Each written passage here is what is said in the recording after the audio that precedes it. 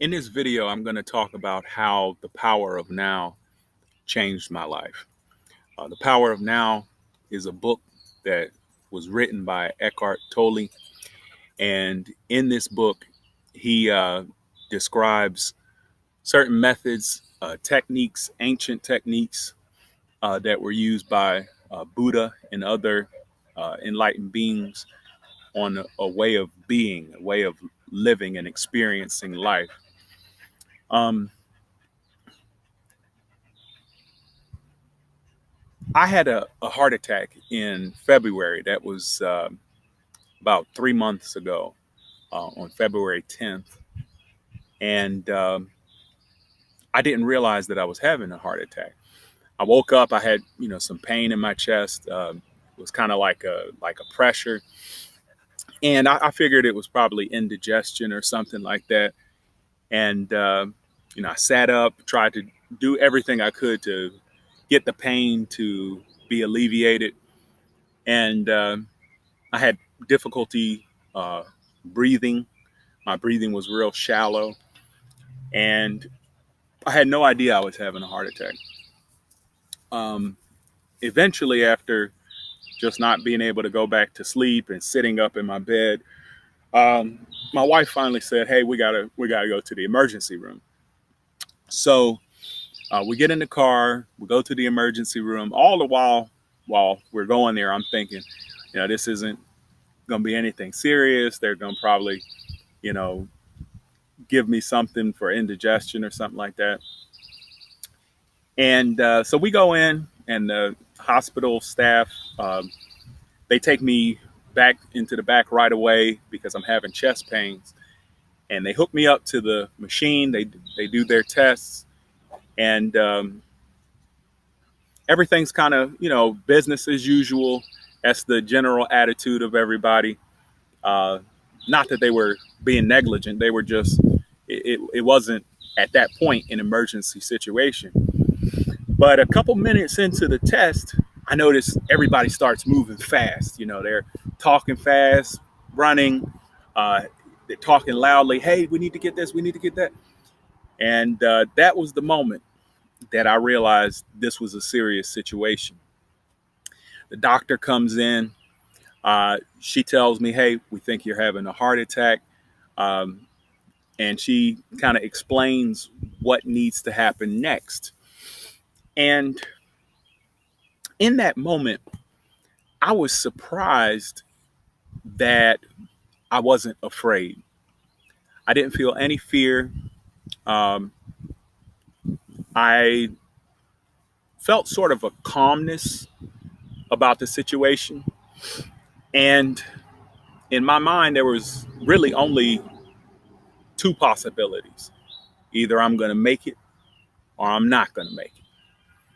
And I guess the situation being as simple as that, uh, it didn't give me any space to really create in my mind any type of drama about the situation. And so they did everything they had to do. It was done quickly. Uh, they put a stent. I had one stent put into my um, LAD. That's the left anterior descending, which is a major artery. I had a 100% blockage. They call that a widowmaker. And it was fortunate. I think it was a part of the divine purpose that I was able to survive that situation.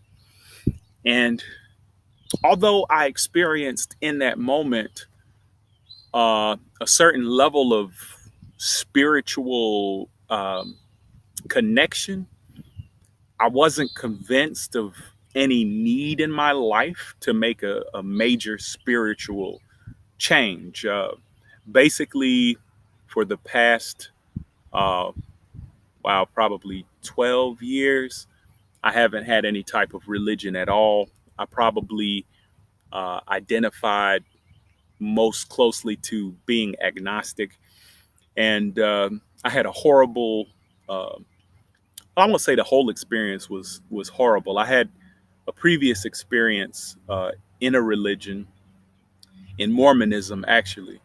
And I was Mormon for about 11 years, and then delving deeper into the doctrine and learning about certain things in the history of Mormonism, I decided to separate myself from Mormonism and officially resigned from that church. And so after that, I was pretty jaded as far as any type of religion was concerned, particularly any type of dogma. Um, I in 2012 had um, read a little bit about Buddhism, and I had some attraction to Buddhism, but the dogmatic points inside of the Eightfold Noble Path sort of deterred me from embracing it fully. And so when I experienced the experience I had in the emergency room, where there was like this moment of peace in the face of death, um, I didn't take it to the next level of spirituality and trying to enhance or trying to build upon that. And it really didn't occur to me that that was necessary at all. I just figured I'm going to change my diet, I'm going to exercise, I'm not going to drink as much. And as a result of that, I'll get healthier, everything will be fine. So I was invested in my physical well being, but not my spiritual well being. It wasn't until the weeks that followed that a change started to happen within me. A shift started to occur when I found myself uh, grasping. I found myself grasping to hold on to what I have. I won't describe it as a fear of death so much, because that wasn't the case. I I didn't and still do not fear death itself, but I longed for and craved emotional connection with the people around me, particularly with my wife. We've been married 20 years. We have 5 kids together. And I became, after my heart attack, very clingy. I was grasping. I was wanting her to spend more time with me. Let's go out on, more dates. Let's go out and enjoy life. Let's do things together. And her perception of what was happening was that I was putting a lot of pressure on her. She felt a lot of pressure. She felt like she couldn't quite measure up to the expectations that I had for her as far as my diet, me wanting to go exercise and have her come along, me wanting her to make certain meals, me wanting her to go out more and spend more time together and focus on me. And I was interpreting her behavior as pushing me away. And during this transitional period where I'm going from being someone who is generally unhealthy to being someone who is working to become healthy, because I had an experience where I almost died. It was really difficult for me to wrap my head around how she couldn't be as invested in the process as I was. And that viewpoint that I took caused me great suffering. I felt like I was all alone. I felt like nobody really understood what I was going through. Nobody was there with me going through this experience of this difficult transition. And it's in simple things like bringing home, Chick-fil-A, uh, that I chose not to eat anymore. I decided to become a vegetarian. Then, it's, hey, taking the kids out to Moe's, and I can't go to Moe's because there's too much sodium in the food that they make there for someone in my predicament who now has heart disease. And so the story that I created about my life situation was that nobody cared.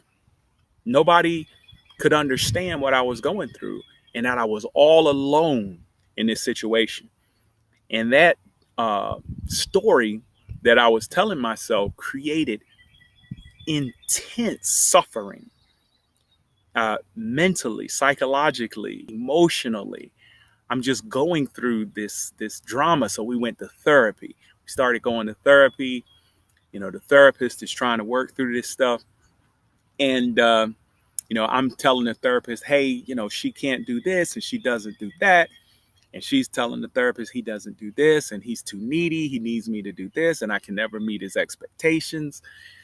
We went out on our anniversary and we had this fight and there was this tension and it was horrible. I mean, in every aspect, it was intense suffering. And the more I tried to grasp, the more she pulled away, and there was this cyclical effect where there was this drama that just kept playing out over and over and over like the wheel of samsara. It just kept repeating itself. And finally, I had gotten to the point where I just had enough. I was sick of it. Uh, and I thought, man, how can I get out of this? How can I end this suffering, this pain that I'm experiencing? And then something occurred to me, and I remembered something that I had read uh, in the teachings of the Buddha, where he said that attachment is suffering. And we suffer because of the attachments we have. So in my mind, I'm thinking, okay, yeah, I remember, Buddha talking about that. So in my mind, I'm thinking with the limited understanding that I had of, the principles behind that concept, I thought, okay, I'm going to just learn how not to feel. If I can just detach and learn how not to feel, then I'll be okay. I just have to somehow shut off my feelings and cut that cord of emotional connection. That was my best guess of what Buddha was talking about.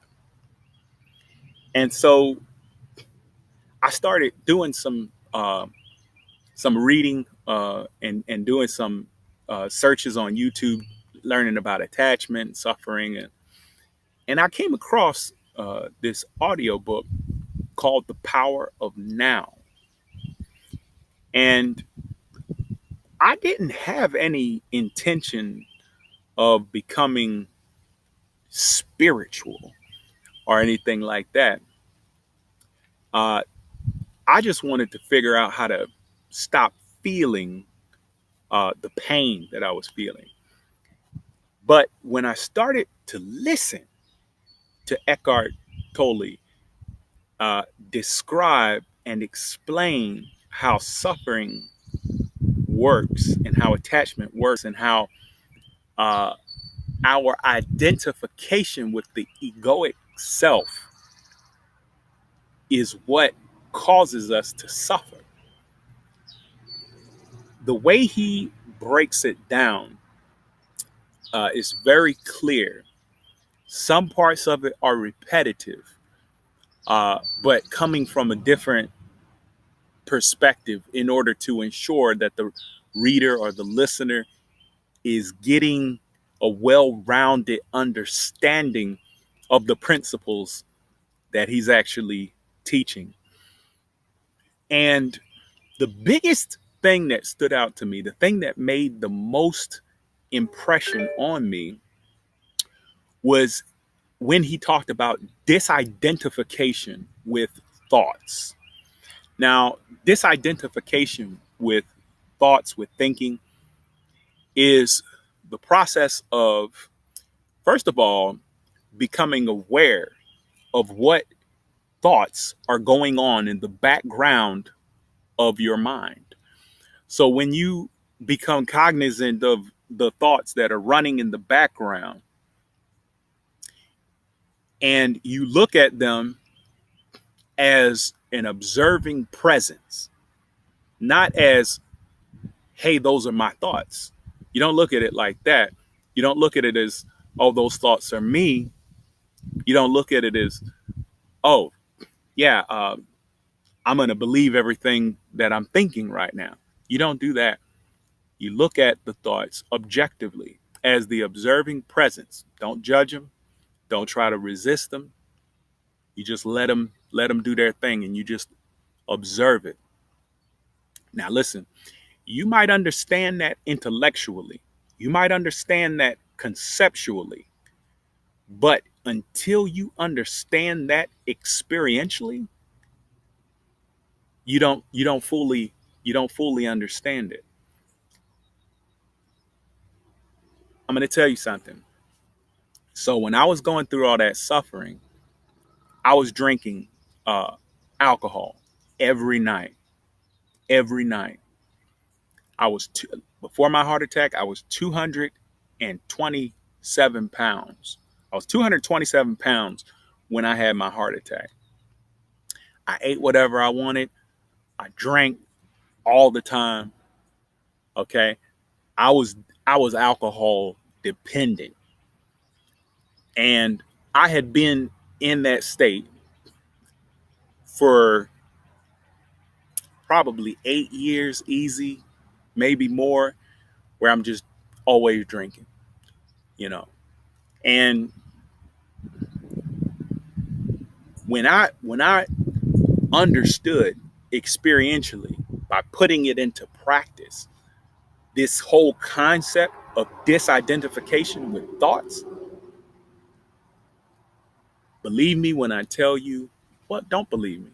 Buddha said, don't believe anything I say, don't believe anything anybody says, unless it agrees with your own common sense and understanding. But I'll tell you that when I did that, when I practiced disidentification with thinking, I became very powerful. I was able to stop drinking.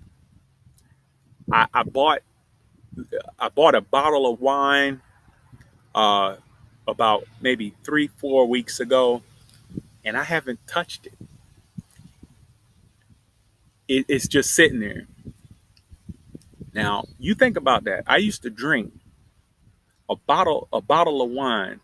I I'm talking about one of those big bottles.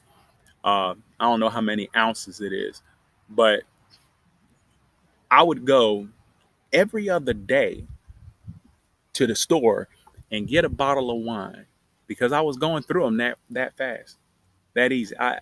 You know, we don't realize how much we're suffering. In the background of our mind, the suffering is going on.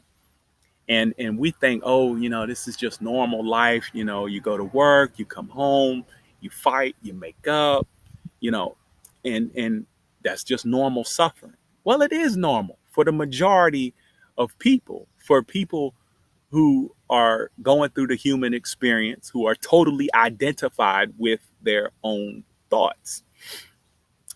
So I haven't had to drink. Drinking is no longer alcohol is no longer the master of me. I was liberated through the teachings of Eckhart Tolle. Now, I'm a skeptic. I'm not the type of person that just believes anything I hear because of the experience that I went through in my early religious voyage. So for me to say that is significant. But don't take my word for it. I challenge you to practice. If you when you read the book, learn the principles, Understanding them intellectually, conceptually, that's one thing. But if you practice it, if you put it into practice and approach it sincerely, then you'll see what I'm talking about. You can't truly capture the essence of what I'm talking about just by listening to me say it and by you understanding it conceptually. This is a way of life, this is a practice. And several things happen once I started disidentifying with the thoughts that arise in my mind. Several things happen. One, I didn't need alcohol anymore. I didn't need it. That's huge. If you ever been alcohol dependent, and you if you are right now, and you get home and you come home from work and you need to have that drink, you understand what I'm talking about. Didn't need it. That's probably the most powerful thing. The other thing is, at this stage, I had lost 20 pounds. So I went from uh, one, I'm sorry, I went from 227 to 207, and I had plateaued. I wasn't able to lose any more weight because of the alcohol. Alcohol impedes your ability to lose weight. So, as a result of me stopping my dependence on alcohol, I started to lose more weight. So now I'm down about 42 pounds. So I've lost 42 pounds since February. I was able to also uh, uh, eat better, eating healthier, still not eating meat. And the temptation isn't as great because I don't identify with every thought that arises in my mind. Um, our relationship with my wife, much better. We are communicating better. Um, I'm not reacting or demanding that she, spend time with me. Hey, let's do this. Hey, let's do that.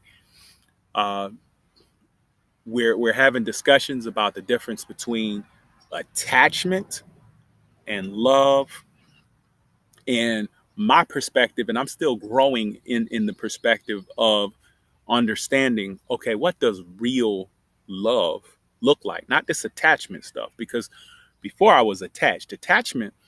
Uh, Attachment is about the fear of loss. Attachment is about if this person betrays me, or if this person does something against me, or if this person doesn't reciprocate the same level of affection for me, and oh, I'm going to retaliate in some way. And that's not love. That's attachment. And there is a huge difference. So I'm right now focused on, okay, how can I love my wife? And what that has to do with, first and foremost, is not allowing myself to react and be so reactive to her behaviors and her actions, but to look at them and notice whatever thoughts are arising within me, being the presence, being the presence, and being aware of those thoughts, and not resisting them, not judging them, but just observing them. And when I observe them, what happens is they pass like a wave. They come up and then they go back down. And so we are not doing that drama of up and down, up and down. We're not doing that. If I feel her wanting the drama, then I'll back off. If I feel myself wanting the drama, I'll back off. That's consciousness. Eckhart Tolle says that most people are so identified with their thinking that there isn't the slightest space of awareness there. So, this idea of disidentification with thought is such a powerful concept. And for me, no longer abusing alcohol, losing 42 pounds inside of 3 months, exercising daily. I'm exercising every day. I feel great, having a better relationship with my wife. I go to work and, I'm happy to be there. I'm able to stay in the present moment most of the time. Uh, and I'm not focused on, okay, what's going to happen in the future. I'm not focused on, hey, what happened, yesterday, or that argument, that so and so had with me, or I'm not thinking about that. And that is the power of now.